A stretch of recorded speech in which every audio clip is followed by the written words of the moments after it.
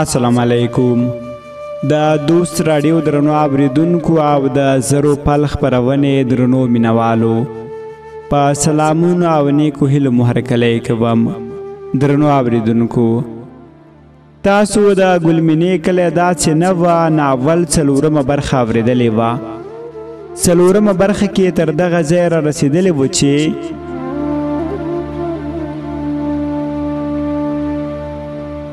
شپونکي د خپلې مینې لپاره د رب څخه دعا غوښتله او په دعا کې ویلې وه ای خدایه ته ټولو ناروغانو ته د نیک عمل لپاره صحت ورکړي او په خاص کې ګلمینه زر روغه کړي.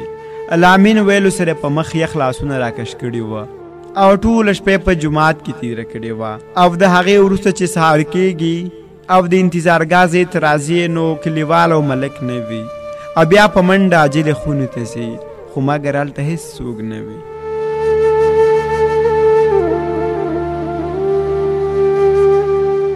ادا چې په دې برخه کې څه پیښیږي نو راځئ په ګډه به واورو. نو پیل کوو د ناول په 5مه برخه.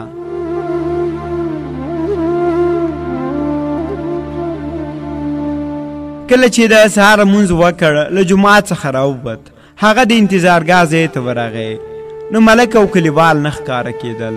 هغه په وارخطایۍ سره د عجلې خونې ته لاړل تر څو ګلمینه وګوري. هغه هم په خونه کې نه وه. ډاکټران په خپلو کې د یو ناروغ په اړه غږېدل او ویلې چې څه معجزه وشوه او خدای ورته روغ صحت ورکړ. یو ډاکټر وویل ډېره ښایسته ځواني الله ورکړې وه ښه ده چې بیماره روغه شوه. شپونکي له ډاکټرانو څخه پوښتنه وکړه ډاکټر صاحب هغه د ګلمینې په نوم ناروغه څه شوه؟ ډاکټر ورته وویل ګرانه هغه یې کلي ته یوړه هغه خپله ګوته په غاښ کړه. رښتیا وایي ډاکټر صاحب هغه ورته وخندل نو ما کله درته دروغ ویلې لیونیه. شپونکی د عاجلې خونې څخه په بیړه راووت خو کله چې دروازې څخه را بهر شو نو خپله خبره یې ور یاده شوه چې ملک ته ویلي وه چې نور به ستاسې لوره نه یادوم. زړه یې راډک شو او بیرته انتظار ځای ته لاړ. له ځان سره یې وویل بېشکه الله زموږ لپاره بس او ښه کار جوړونکی دی. شکر خدایه زما دعا دې قبوله کړه. ته ډېر مهربانه یې. شکر چې ته مې د زړه د درد غږ اورې. یا ربه ته رحیم او کریم ذات یې. له دې وروسته له ځان سره پرېکړه وکړه چې یو وار به کلي ته ځي خو پیسې ورسره نه وي. هغه بس ته وخوت نو د ډریور چوکۍ ته ځان نږدې کړ. ډریور ته وویل کاکا جانه روپۍ راسره نشته که تاسې مې تر کلي ورسوئ نو لوی احسان به پر ما وکړئ. ډریور چې د شپونکي خبره واورېده نو پر بریکې پښه کېښوده ورته وویل زر کوشه دا خو زما د پلار موټر نه دی له ما هم حسابي غواړي. شپونکي له بس څخه راکوز شو. ځوړند سر یې نیولی وه له خلکو څخه سخت زړه مات وه او اوس نو کلي ته هم زړه نه کېږي. خو کله چې ګلمینه ور یاده شي نو بیا زړه نازله شي. په همدې فکر کې ټول ښار چاڼ کړ چې کلي ته څنګه لاړ شي. د غرمې وخت شو. د ښار د هوټلونو څخه د کباب ښایسته خوشبویي او لوګیو سره به موړ انسان وږی کېده. هغه دومره وږی شوی وه چې په لاره کې ګرځېدی هم نه شو. سر پرې وګرځېد. له لرې د اوبو بمبه ولیده. په منډه یې هغې ته ځان ور ورسوه. په رپېدلو لاسو یې د بمبې اوبه راپرېښوې. په لپو لپو یخې اوبه نوشي جان کړې. خپل سر یې یخ اوبو ته ونیوه. سر یې لوند شو. په سترګو یې رڼا شوه. داسې لکه سړی چې له پوره شوي خوبونو راپاسي او اسمان تیز له مرګ سترګې وبرېښی. خو د دې هر څه د نیم ساعت لپاره کار وکړ. بیا د لږ احساس وکړ. په خېټه کې کلمو چغې وهلې. شپونکي د خپل پلار څخه ورته پاتې نښې یعنې ساعت ته پام شو. دا ساعت ورته پلار له دوبۍ څخه راوړی وه. په هغه ورځ دی له پلار څخه په دې منظور مرور وه چې ولې په دوبۍ کې ډېر وخت تېر کړی وه.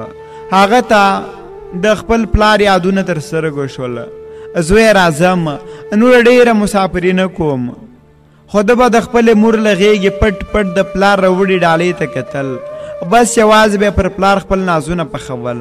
کله چې پلار له کڅوړې څخه ساعت راوویست د ساعت ځلا شپونکی مجبور کړ تر څو ترې ساعت واخلي. هغه چې څنګه له خپل پلار څخه د ساعت ترلاسه کولو کوشش کوه چې د موټر هاډن دې ټوله خیالي دنیا ړنګ کړه. او ژر د سړک یوې خواته مزل شروع کړ. له لږ مزل وروسته ورته یو ساعت خرڅونکی ښکاره شو. په منډې د هغه خواته ځان نږدې کړ او بیا له خپل لاس څخه هغه ساعت راښکاره کړ کوم چې د پرې ماشومانو ته یو وخت ځان ښوده. ساعت خرڅونکي چې ساعت ترلاسه کړ نو ژر یې د ده څېرې ته وکتل. د شپونکي ښې رنګ کالي او لوڅې پښې یې وکاته نو ژر یې ساعت په بکس کې کلوف کړ او په لوړ غږ یې وویل هلئ غل دی غل. د سړي له غږ سره شاوخوا نور دوکانداران راټولېږي او پرته له پوښتنې هغه تر پښو لاندې کوي. له هرې خوا خلکو پر شپونکي ګزارونه شروع کړل. دا چې هغه د 3 وختو ډوډۍ هم نه وه خوړلې نو خلکو په سختو ګزارونو سره بېهوښه شو. له بېحالۍ سره سمو خلکو خوشې کړ خو ساز خرڅونکي ورغږ کړ ای ورونو دا مکار هلک دی هسې ځان په بېحالۍ وهلی ژر پولیس راوغواړئ چې د دوی په ایمان هغوی هم ښه پوهېږي.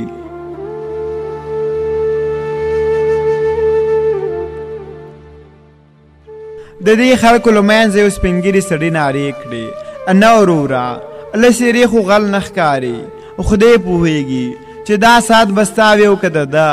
خو بس سړی مو راګیر کړ او ومو وهه. ساعت خرڅونکی سپین ږیری سړی له ګریوانه ونیسي. خو نو زه غل یم ته صبر وکړه چې اوس درته وښایم چې څوک غل دی. راټول شوي خلکو دواړه خلاص کړ. په همدې کې د پولیسو رنجر هم راورسېده. خلک یې وشړل. بس یوازې د ساعت خرڅونکي څخه د پیښې جزیات واخیستل. له هغې وروسته پولیسو شپونکی روغتون ته یوړه. له درملنې وروسته هغه په هوش راځي. ګوري چې په سر یې پولیس ولاړ وي. هغه پولیسو ته وویل زما ساعت څه شو؟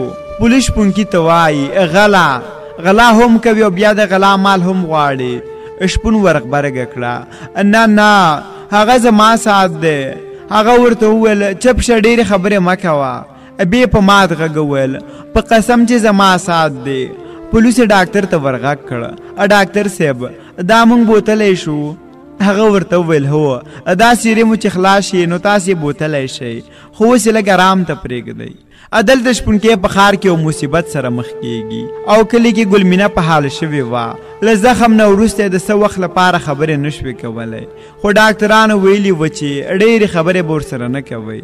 نو هغې لومړۍ خبرې له نازګلې سره پیل کړې او د شپونکي په اړه ترې پوښتنه وکړه خو هغې ورته د سر په خورولو سره د نه پوهېدو وویل. هغې مور له لاسه ونیوله او ترې پوښتنه یې وکړه خو مور یې هم نه پوهېده. کله چې پلار کوټې ته راننوت نو خپلې لورې په غېږ کې ونیوله او ویې ویل شکر لورې چې ته راته الله پاک روغه کړې اوس به زه ستا هره هیله پوره کوم. هغې خپل پلار ته وویل پلاره شپونکی څه شو؟ هغه چیرته دی؟ تاسو خو به هغه نه وي مړ کړی که نه؟ ملک چې فکر وکړ چې ګلمینه خو د شپونکي څخه نه منې کېږي نو دروغ یې ورته شروع کړه. ورته یې وویل لورې شپونکی خو ډېر بې غیرته انسان وخوت. هغه چې خبر شو چې ته د ورور ویشتې نو کله یې پرېښود او وتښتېده.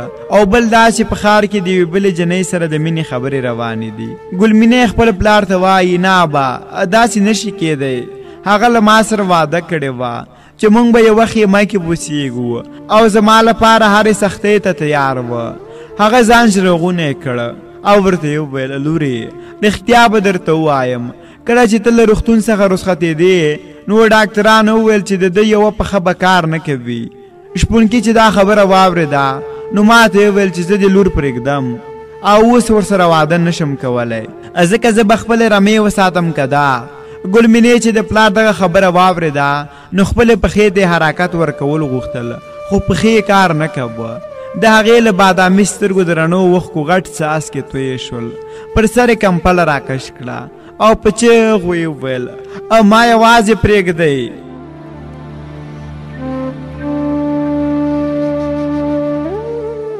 ملک چې خپل لور په دې حال کې ولیده نو زر له کوټې ووت. لور یې د زړه له درده چیغې وهلې او د شپونکي نوم یې اخیسته. وا جانو ته چېرته ولې دې داسې وکړه ها؟ یو وار خو به دې راسره لیدلې وه که نه؟ کرکې و ټول کلی په سره واخیست. ملک بیا غوسه شو. خپلې ښځې ته یې وویل ورشه هغه دروازه بنده کړه چې دا غږ یې لیونی کړم امور له وښکو ډکې سترګې نیولې وې او په منډه د خپل لور کوټې ته ننوته او ځان پسې دروازه بنده کړه. دلته په کلي کې داسې حال دی او په ښار کې پولیسو شپون پوستې ته یووړ او په یو کوټه کې بند کړ. هغه بېهوشه وه. د پوستې قومندان راغی او هغه یې ولید. هغه خپلو پولیسو ته امر وکړ. کله چې غل په هوش راغی نو بیا ما خبره کړې. پولیس یې وویل سمه ده قومندان صاحب، امر مو پر ځای کېږي. قومندان د شپونکي په لیدو ډېر اغېزمن شو. څېره یې ورته ډېر اشنا ښکاره شوه. فکر یې کوه چې دا به یې چېرته لیدلی وي. هغه په خپل میز کېناست، عینک یې خپلې مخ ته کېښودې. په فکر کې شو چې دا هلک یې چېرته لیدلی، ولې ورته څېره اشنا ښکاره شوه. په همدې فکر کې وه چې د شپونکي په کوټه کې شور جوړ شو. ما خوشې کړی، زه بې ګناه یم، زه غل نه یم، ولې مو زه بندي کړی یم؟ شابه دروازه خلاصه کړئ. یو وار زه خپل کلي ته تلل غواړم، بیا مې د ټول عمر لپاره بندي کړئ. زه هسې هم نه غواړم چې له ظالمانو خلکو سره ژوند وکړم.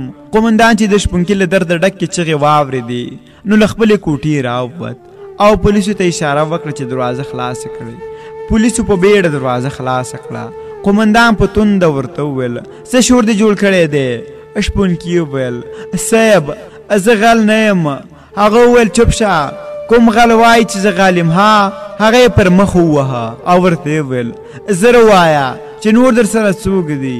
مونږ خبر شوي یو چې تاسو 14 کسه او ټول ښار ته مو اور اچولی دی. شپونکي وویل قرآن ته وګورئ، زه یو شپون یم، له کلي نه ښار ته له یو ناروغ سره راغلی وم. قومندان بیا وویل ښه نو چې داسې ده نو دا ساعت دې ولې پټ کړی وه؟ هغه وویل قومندان صاحب په خدای هغه زما خپل ساعت وه، ابا مې له دوبۍ نه راته راوړی وه. قومندان په خندا ډکه خوله وویل دا خو ته لا شپون یې، نو ستا پلار به دوبۍ کې څه کوي؟ پلار دې څه کار کوي؟ هغه وویل ابا مې تجار وه.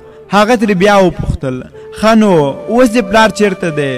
شپونکي صاحب زما پلار اوس نشته، هغه مړ شوی او دا دنیا پرېښې ده. څه پلار دې مړ شوی، په څه باندې او چا مړ کړ؟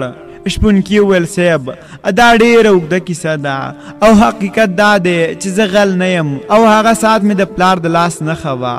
له ما سره پیسې نه وې او ما غوښتل چې دا خرڅ کړم او په هغه پیسو خپل کلي ته لاړ شم. قومندان بیا له ویښتو ونیوه. ګوره هلکه دروغ وایي، زه هسې په وخت مه نیسه. تاسې ټول غله داسې مکارې، ته څه فکر کوې؟ موږ به ستا دا دروغجنه کیسه ومنو؟ احمده هغه دوسیه راوړه چې څرنګوالی ته ور معرفي کړو. هغه بیا ورته په زاریو وویل ګوره صاحب یو وار مې کلي ته بوځه، بیا چې ستا څه خوښه وي هغه در سره منم. زه خپله په دې خوشحالېږم چې زندان ته مې ولېږي. د شپونکي خبرو پر قومندان ډېر اغېز وکړ. زړه یې پرې خوږ شو. د هغه سترګې ورته ډېرې اشنا ښکارېدې. ورته وویل ګوره هلکه ته مې چېرته لیدلی؟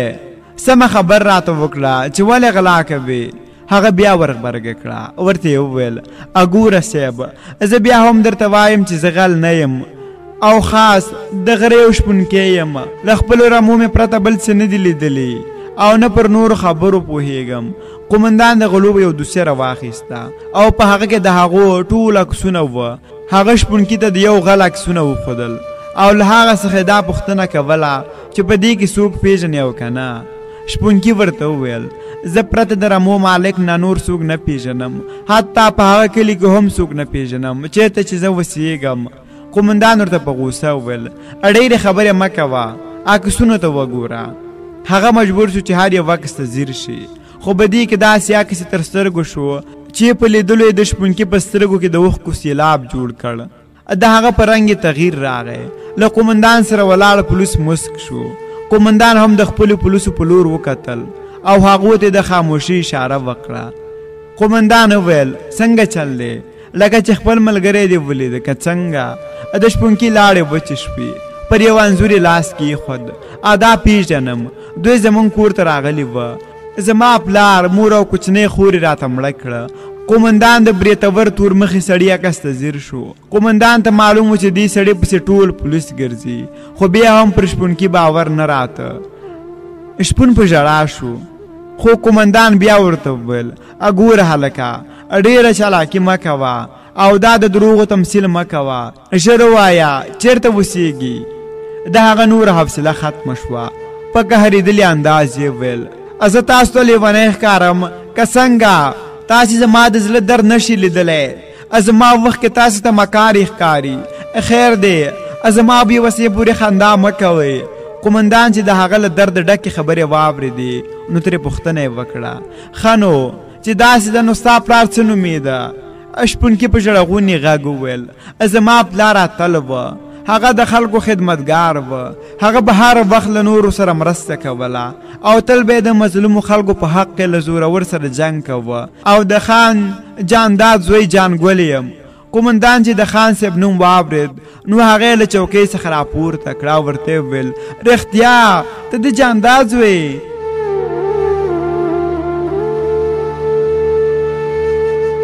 دا وه د ګلمینې کلي ناول 5مه برخه چې ما نظیف الله صالح درته وړاندې کړه دا چې په راتلونکي برخه کې څه کېږي نو په نوې برخه کې به واورو اوس له تاسو اجازه غواړم هر چیرې چې یاست رب مو بې مینې بې جانانه مه کړه ښه وختونه